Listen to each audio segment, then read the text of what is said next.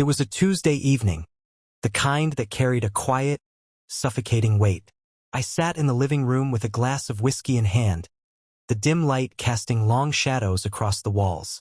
That's when Lauren walked in.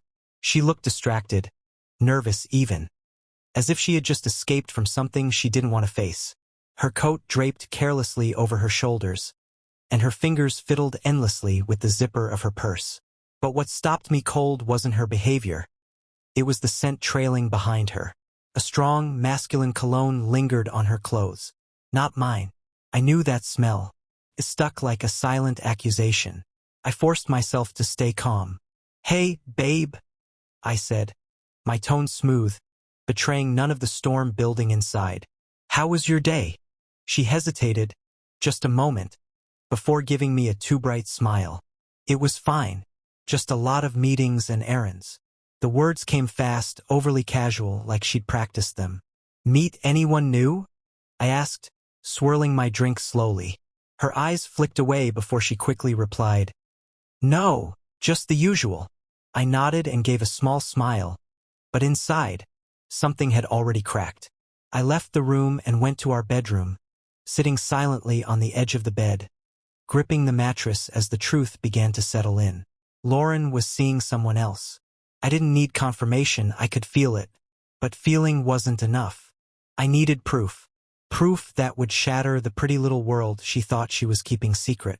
Over the next 2 days, I watched her more closely. The signs were everywhere. Late-night meetings that hadn't existed before. Extra effort in how she dressed and did her makeup. The way she kept her phone close like it was a lifeline. She thought she was being discreet. But to me, it was as obvious as a confession. When she stepped into the shower one night, I took her phone. The passcode was familiar. Months of trust had made her careless. And in minutes, I found everything. His name, Mark. Message after message. Full of playful flirting that escalated into something darker. Something explicit. Photos, 2 photos that told stories no one could deny. My hands trembled as I placed the phone back where I found it. Now I had what I needed. But I didn't want a confrontation. I wanted to make her feel every ounce of the betrayal she had fed me. That night, while she slept soundly beside me, I lay awake, plotting. I didn't want to scream or cry. I wanted to dismantle the life she thought was untouchable. The following morning, I called off work. I spent the entire day gathering evidence. Every photo, every message, every call log. I backed it all up, just in case. Then I took it further. I hired a private investigator to follow them, gather photos, dates, places. Within days, I had a full report in my hands. Pages of details that painted the full picture of her affair. With that secure, I turned to our finances. Lauren had no idea I had been the one managing our accounts.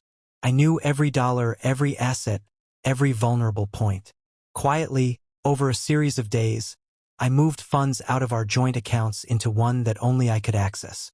I canceled her credit cards, knowing she wouldn't realize until it was too late. And through it all, I played the role of the loving husband. Flowers, dinners, even a surprise weekend trip. She looked confused at first, almost suspicious. But soon, she relaxed. She believed she had me fooled. I picked a remote cabin for our weekend. Secluded, peaceful, far from any interruptions. She was thrilled, thinking I was trying to rekindle the spark. She had no idea the weekend would be her undoing. That first night, I made her favorite meal and poured her wine. We talked about old memories, laughed, and for a moment, she looked genuinely happy. That's when I made my move. I leaned back, looked her dead in the eyes and asked, "So, how long have you been sleeping with Mark?" Her fork stopped halfway to her lips. She stared at me, pale and stunned. I don't know what you mean." I pulled out my phone and slid it across the table. Her messages lit up the screen, text after text, photo after photo. She scrolled through in horror. "It's not what it looks like," she whispered, tears forming. "Don't insult me," I said coolly. "I know everything." She broke down, begging, crying, insisting it was a mistake. She said she loved me, that it was over. But her words meant nothing anymore. "You want to talk about love?" I asked. Love doesn't lie. It doesn't cheat. Whatever you think this was, it sure as hell wasn't love. She reached for my hand, but I stepped back. I've already filed for divorce, I told her. Everything you did, all the money you spent on him, every message, every lie, it's all documented. Panic overtook her tears. Please don't do this, she begged. I'll do anything. Just tell me what to do. You'll sign the papers, I said flatly. Quietly. If you try to fight me, I'll make sure everyone sees what kind of person you really are. Her pleading meant nothing. My decision was final. In the end, she signed. The divorce was finalized within a few months. She walked away with almost nothing. Her image ruined, her future uncertain. As for Mark, his wife didn't take it lightly either. Between the two of us, they lost far more than they gained. I sold our home and moved away, started over. The pain didn't vanish, but it no longer controlled me. I'd reclaimed my life. Months later, Lauren reached out. An apology, a question, maybe hope for reconciliation. I never replied. Some chapters end quietly. Some end with fire. But this one ended exactly as it should, with me walking away free, and her left behind, begging for something she could never earn back.